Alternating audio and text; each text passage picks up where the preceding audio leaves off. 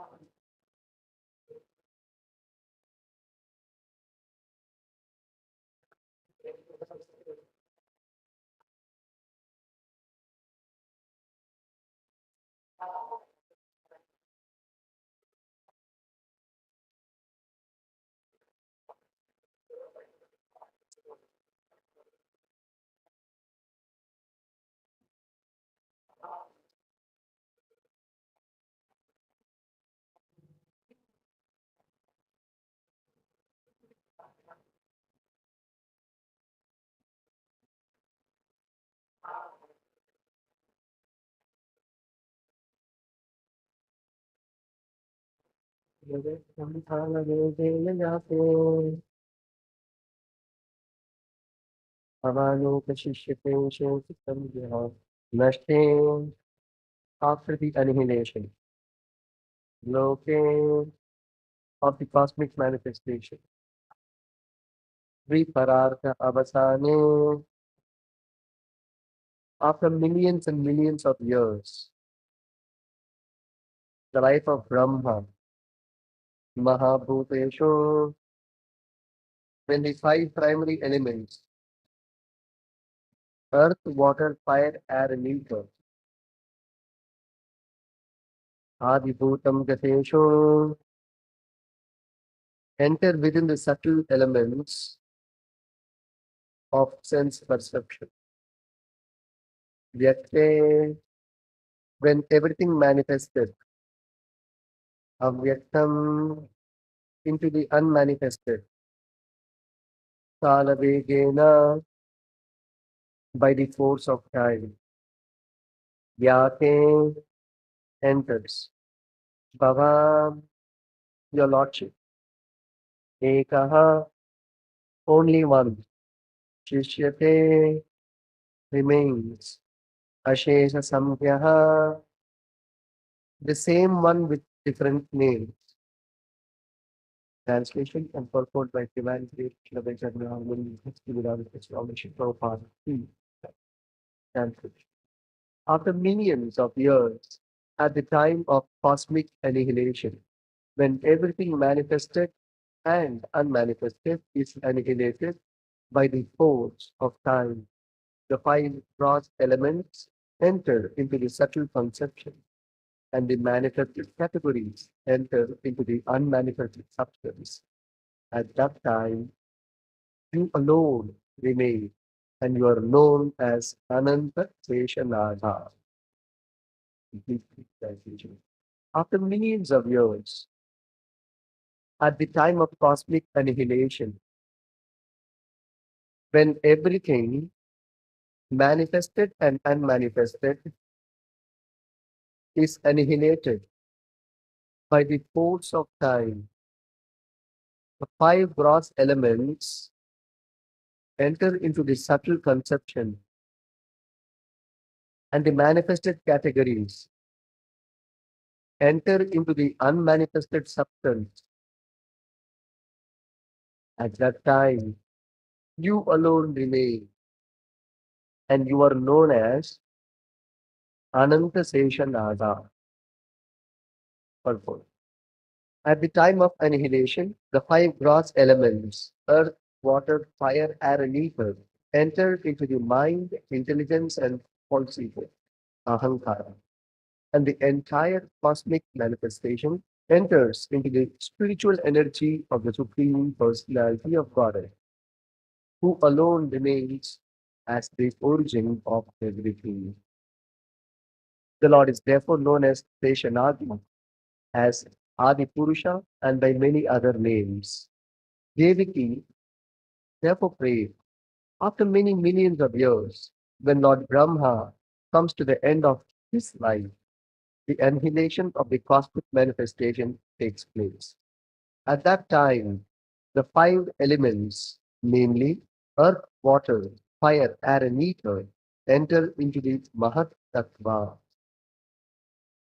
The Mahat Tattva again enters by the force of time into the non manifested total material energy. The total material energy enters into the energetic pradhana, and the pradhana enters into you. Therefore, after the annihilation of the whole cosmic manifestation, you alone remain with your transcendental name, form, quality, and paraphernalia. My Lord, I offer my respectful obeisances unto you because you are the director of the unmanifested total energy and the ultimate reservoir of the material nature. My Lord, the whole cosmic manifestation is under the influence of time, beginning from the moment up to the duration of the year. All are under your direction. You are the only, you are the original director of everything and the reservoir of all potent energies. That's ends the Bhakti Program. It can open chapter 3, 6, 25 of Srimad. ओमज्ञानतिमिरान्धस्य ज्ञानाञ्जनशलाकया चक्षुरुन्मीलितं येन तस्मै श्रीगुरवे नमः। नमो विष्णुपादाय कृष्णप्रेष्ठाय भूतले श्रीमते भक्तिवेदान्तस्वामी नामिने। नमस्ते सारस्वते देवे गौरवाणि प्रचारिणे निर्विशेष शून्यवादी पाश्चात्यदेशधारिणे। जय श्री कृष्ण चैतन्य प्रभु नित्यानंद श्री अद्वैत गदाधर श्रीवासरि गौर भक्तवृंद। हरे कृष्ण कृष्ण कृष्ण हरे हरे, हरे Ram Ram Ram Hare Hare.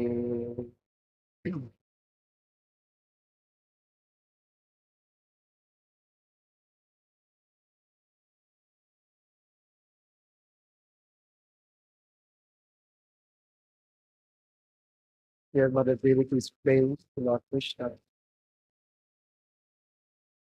how the dissolution of this entire cosmic manifestation takes place. Nashche loke viparartha avasane. Viparartha avasane. Avasane refers to the time period of viparartha. Three parartha means two pararthas. One parartha is 50 years, the other parartha is another 50 years. So three parartha is 2 times 50 years. So that refers to 100 years. And this 100 years refers to the life of Lord Brahma. And this 250 years consists of, in the earthly calculation, 311 trillion 420 billion years. So, Nashte Loke, at the end of this period of 311 trillion plus years, which is actually the end of Brahma's life, wherein Brahma quits his body, Brahma's death. Hmm? So, Nashte Loke, Tri Parartha Avasane, at the end of Brahma's 100 years, what happened?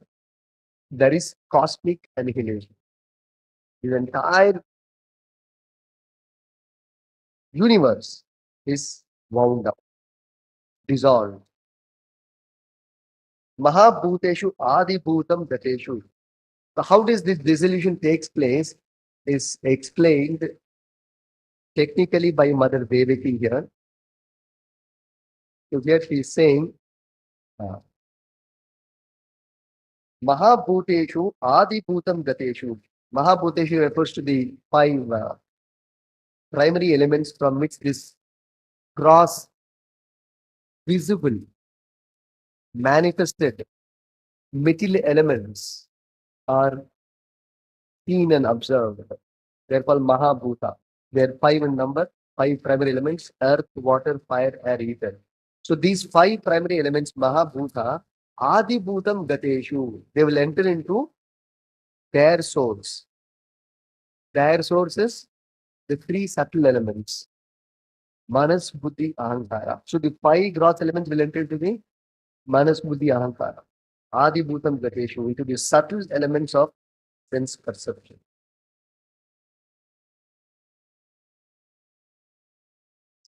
Then, Vyakte Avyaktam Kala Vegena Yape Vyakte Avyaktam.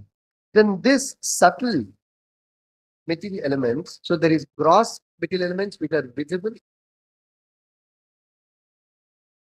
and subtle material elements which are not visible or which are not perceivable by material senses. Visible or perceivable can be understood by different ways. Visible doesn't mean only the gross visibility, it means that which can be understood, can be perceived. But subtle elements are such that cannot be perceived also. So these subtle material elements, they further go into their source. Vyakte avyaktam. And like this, one enters into the other from where they originated, and finally they enter into the supreme law, into, into the original energy, the supreme law. And that's how the dissolution of the universe takes place. But these things takes place kala vegena, by the action of kala or the force of kala, by the uh, unseen action of kala. Kala vegena. Kala is set into action, and then the whole material creation comes into existence. Similarly, by the same action of kala, the material creation is also wound up. So that kala is the most powerful energy of the Supreme Lord, which is described by the Lord himself in the Bhagavad Gita. Kala asmi loka. In the 11th chapter of the Gita, Krishna says, Kala is made personal in it. So through Kala, Krishna is keeping the entire cosmic order under his control through Kala Shakti. Nobody can overcome the Kala Shakti, including the demigods. You can see demigods are created much later after these primary material elements are created in this universe. So Viriga was created much later. The Kala is the origin of all material creation. That Kala is the personal, eternal energy of the Supreme Lord. The Kala is controlling everything in this world. The three gunas, the past, present, future, destiny, everything Kala is controlling. So Kala, although is impersonal, not seen, but just like the police force, you will not see the police right in front of you. But if you break a law, immediately you will be caught, or one notice will be sent to you, isn't it? The other day I was traveling in the car, and my driver was telling that anybody who breaks the traffic law or does not wear the helmet, either the rider or the pillion rider, in 5 times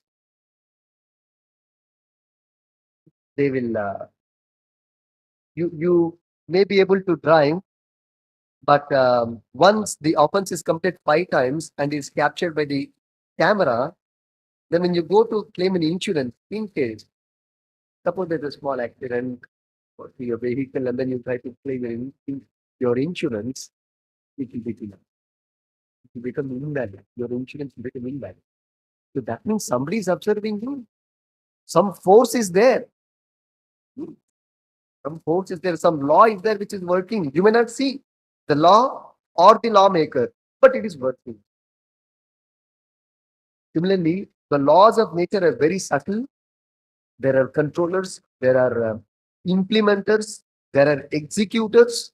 We may see, we may not see, we may know, we may not know, but it is all working. The entire cosmic order is under the direction of the Supreme Lord. This is what Mother Devi is saying here. Everything is directed by the Supreme Lord. Just like in a theatrical stage, there is one director who's directing the entire drama, or in a music orchestra, there may be hundreds of musicians. They are directed by a musician. Really, everything in this world is directed by material energy, which is further directed by Kala, which is further directed by the Supreme Lord. So nothing is out of control or directionless or impersonal or automatic. Everything is directed by the Supreme Lord, by his personal intelligence, that himself, or his agents. Maya Adhyakshena Prakriti Suyate says Sacharacharam. We describe the ninth chapter of the Bhagavad Gita. Krishna says that everything in nature is directed by me. All moving, non-moving things, everything is under my order. So here it is said, Vyakte Avyaktam Kala Vegena. So by the force of time, things are working in this world, manifesting and unmanifesting things. In the Bhagavad Gita, Krishna describes this nicely in one verse in the ninth chapter, in two verses, in seventh and eighth text. Sri Krishna says, "Sarva bhutani kaunteya prakritim yanti mamita kalpakshaye punastani kalpado vispijami aham." O son of Kunti, written to Arjuna, at the end of the millennium, every material manifestation enters into my nature, and at the beginning of another millennium, by my potency, I again create. So Krishna is saying that at the end of millennium, the Prabhupada writes in the purport, here end of millennium refers to end of Brahma's life. That is Brahma's 100 years, the death of Brahma. So Brahma also dies. All the devatas, hmm, they are born after the creation. And all the devatas, they quit their body much before the creation. That means before the creation and after the dissolution of the created universe, only one person remains. That is Krishna or Narayana. What is the proof? That is so again, there is a possibility of creation once again. If God also is subject to birth and death. Where the question of creation? If God is created after this universe is created, then everything is wound up. There is dissolution period. Then if God is also wound up, then who's going to create? Therefore, the proof is God or the Supreme Lord, Narayana or Krishna, is above creation, beyond creation. Before creation, he remains. During creation, he remains. After creation, he continues to remain. This is what Shankaracharya said. Narayana para avyakta. Prabhupada always quoted this famous reference. Narayana para avyakta. Narayana is beyond the act of creation. Rather, he is the cause of creation, he is the cause of maintenance, he is the very cause of dissolution. This has to be clearly understood. But he is unaffected by creation, maintenance, and dissolution of this material cosmos. He is the cause of everything material in this material creation, but he is differently situated, unaffected by the creation, maintenance, and dissolution, creation, maintenance, and dissolution, creation, maintenance, and dissolution. Because he is in the state called Turiya, or a state called transcendental state, as described by Chaitanya Mahaprabhu. So Krishna always, Narayana is always in the transcendental state, the fourth dimension. From the fourth dimension, transcendental state, Turiya state. That's how Krishna is saying here in the 9th chapter, 7th verse. At the end of millennium, every material manifestation enters into my nature. That nature represents spiritual nature. Interesting to note, material nature is produced from spiritual nature, and the material nature enters into spiritual nature. Then, when there's the need, Krishna is saying at the beginning of another millennium, by my potency, spiritual potency, I again create. So, material nature is originating from spiritual nature. That's a clear explanation by the Lord himself. That means the origin of matter is life. Krishna, Narayana, origin of matter is life. Origin of creation is the supreme life, Krishna. Prabhupada gave a very simple common man example. Just like you construct your house, a person is conceiving a certain design and getting it constructed. So behind the construction of the house is the person who has conceived about that house. Similarly, behind the construction or conception of this entire big house called the material cosmos is the Supreme Lord, Supreme Life, Krishna. This is a common sense thing. Then Krishna is in text 8, continuation of that. Prakritim swam avashtabhya vistrijami punaha punaha. Vistrijami punaha punaha. Bhutagramam imam krishnam avasham prakriter vashat. Vashat. Proper. Translates as the whole cosmic order is under me. Is what I am going to say. Avasham prakriter vashat means the entire cosmic creation, cosmic order is under me. By my will, it is manifested again and again. Vistrijami punaha punaha. Prakritim swam avashtabhya. My will. Swam means Krishna is referring to himself. Swam means oneself.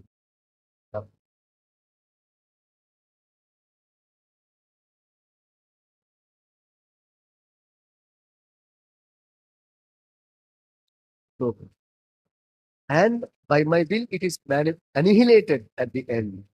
So by the Lord's will, it is. The same thing is being discussed from the Devaki here. Same thing is discussed in the second canto of Bhagavatam by Shukadeva Goswami to Maharaj Parikshit in more detail. So we can see how much knowledge the devotees have got about creation and dissolution. Through these verses, we have an idea We get an idea how the devotees are in complete knowledge of Krishna and Krishna's creation. And even to the details of the creation. You see how Mother Devi is explaining the annihilation process, how it takes place.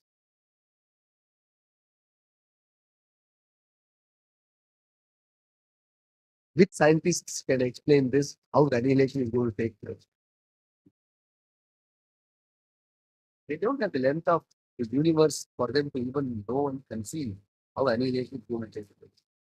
Nor they can comprehend how creation takes place or took place. They only speculate and imagine. But Mother Devaki is able to explain how.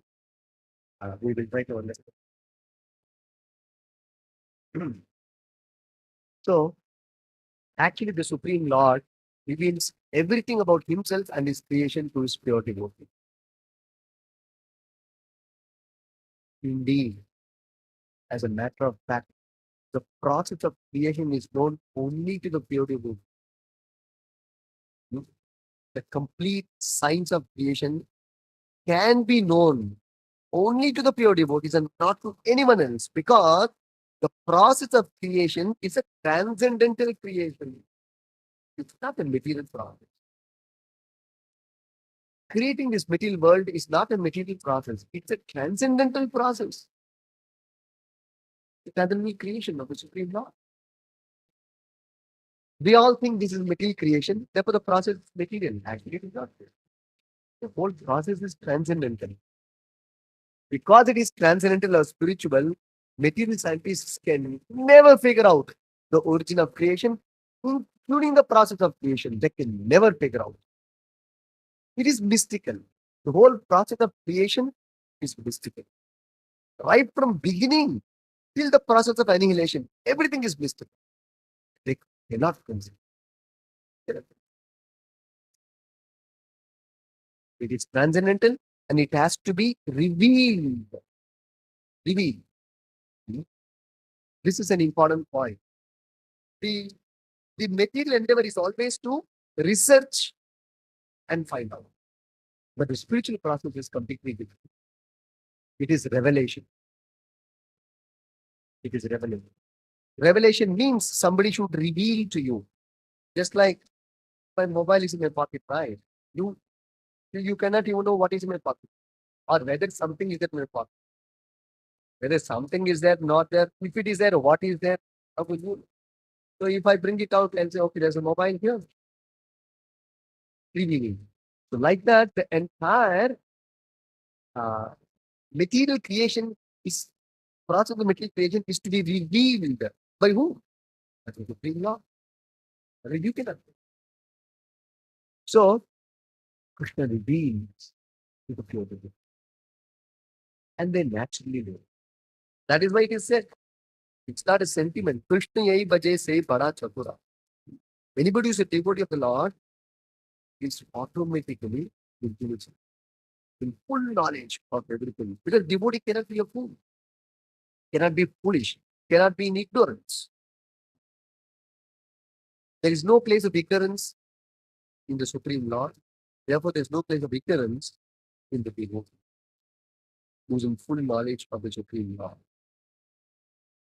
So nothing is concealed from his knowledge or godly. That's the function of the people. If you actually become a, then it is different. That's why devotees, they don't have to take much trouble to study mechanically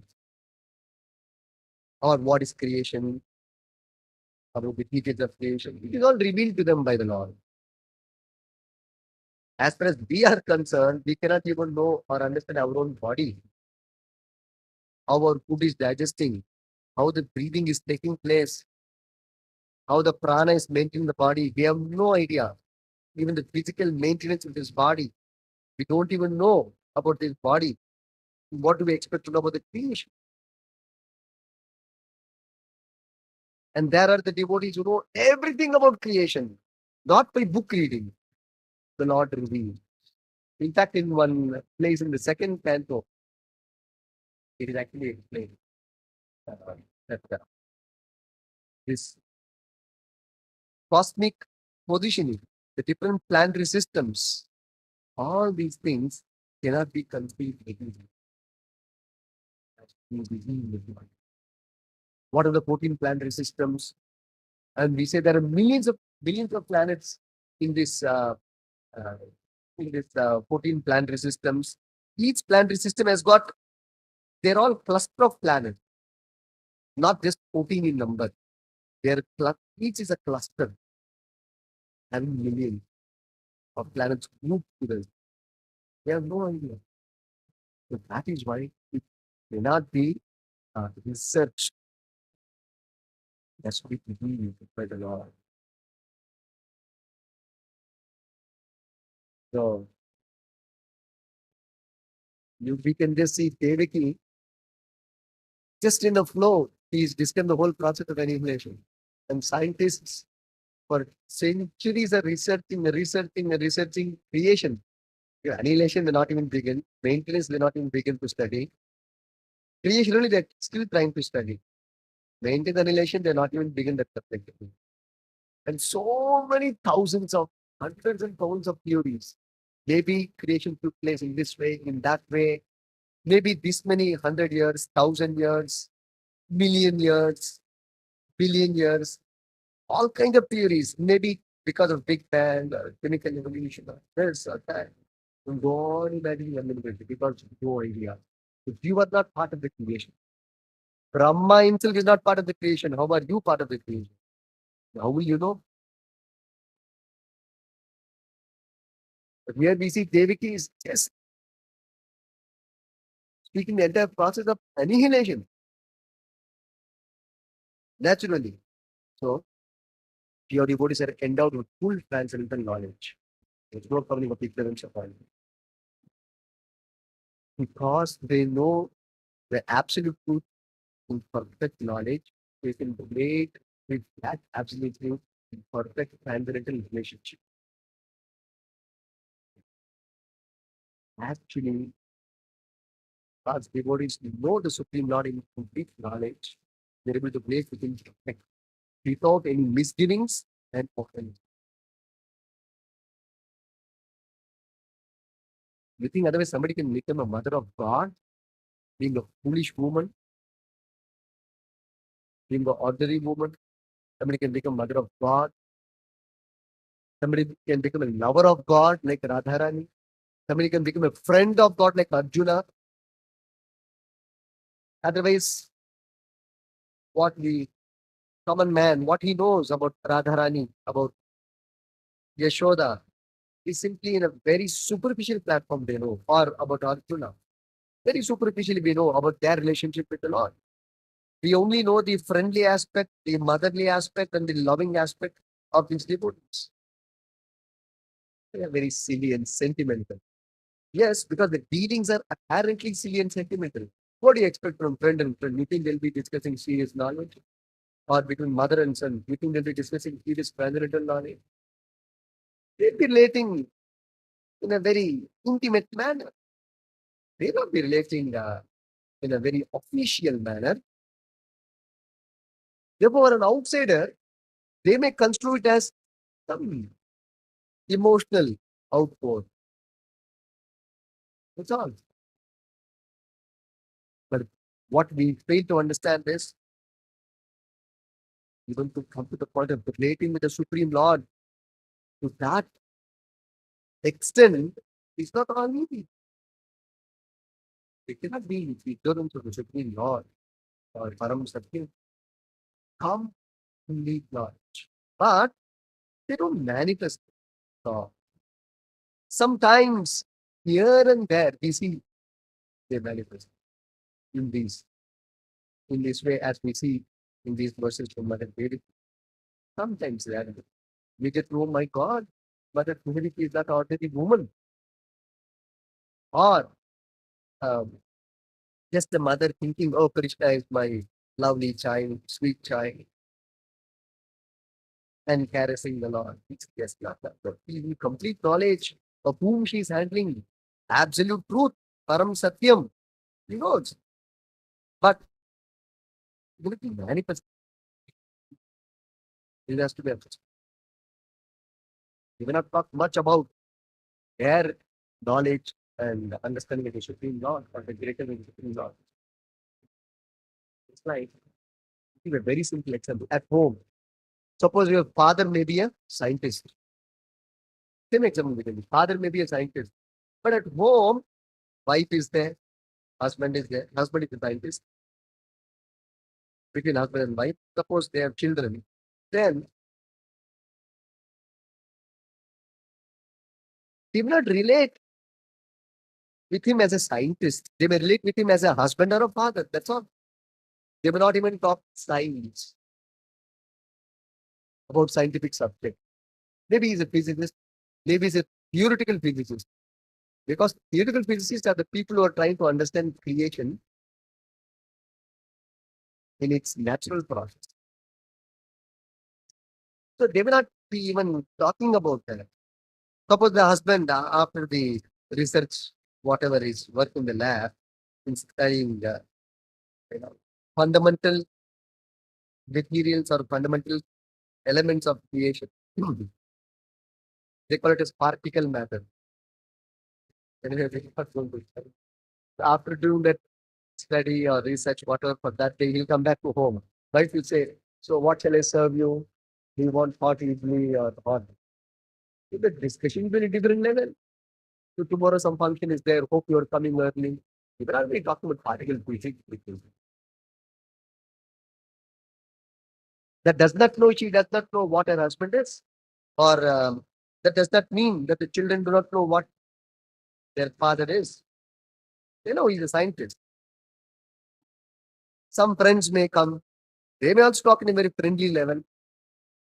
They may not even reveal that. They may not talk in a science language to the guests who come to the house. That doesn't mean anything. Generally, the devotees, when they relate to the Supreme Lord in Sakya, Vatsalya, Madhurya, does not mean they're in ignorance of the Supreme Lord. They're in complete knowledge of the Supreme Lord. The outsiders may think, oh, they're all sentimental. They don't know who their husband is, who their father is, great scientist. Beautiful physics, my God. These will think your husband and asking whether you want weekly or you don't. Foolish people, they may think they're not foolish. They know what their husband is, what the father is. I think Arjuna knows what Krishna is.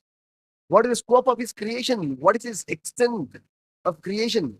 And how the entire cosmic order is under Krishna. See, Arjuna also revealed when he saw the Vishnu Vipa.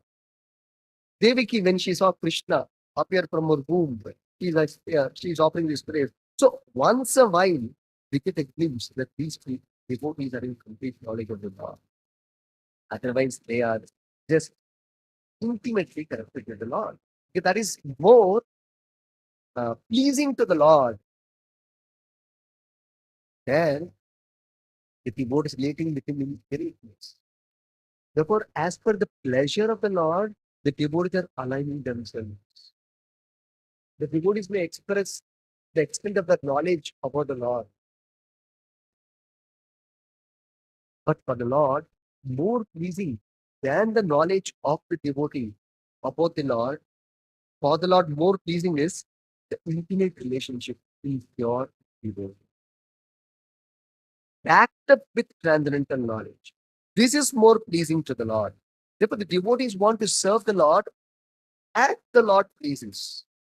That is why, if you see in the Bhagavatam 10th canto, it is written, more than the prayers of the Vedas themselves, the Lord is more pleased by the devotees offering of devotional service.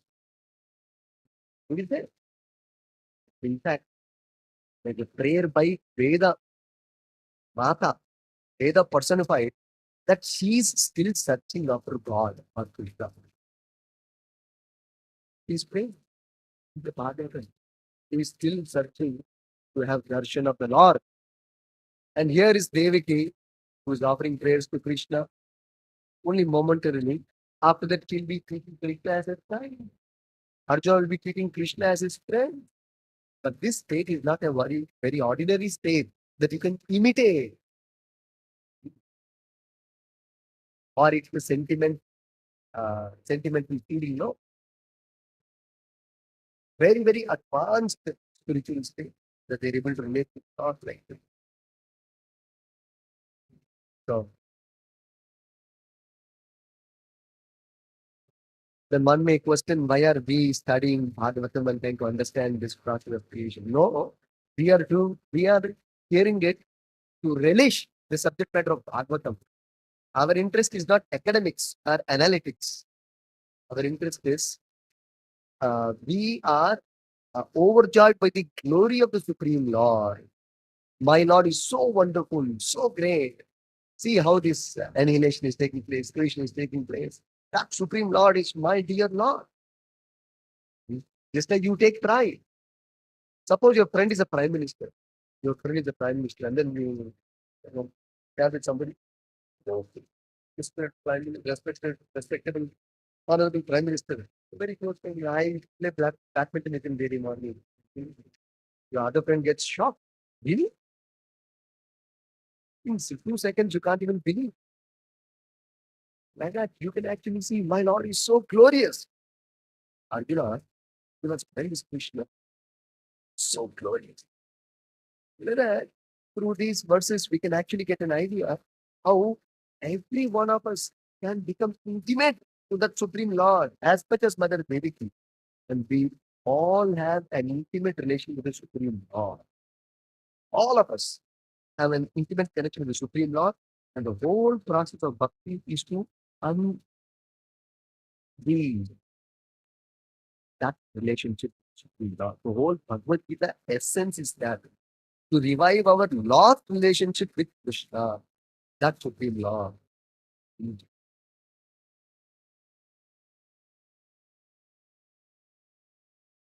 by whom the entire process of creation and annihilation is taking place. Although this verse is technical, why this creation and annihilation is set in motion? To give the conditioned soul an opportunity within the period of creation and annihilation to revive the and go to. Otherwise, this creation and annihilation cycle is set in motion and it's technically discussed in the Srimad Bhagavatam. So,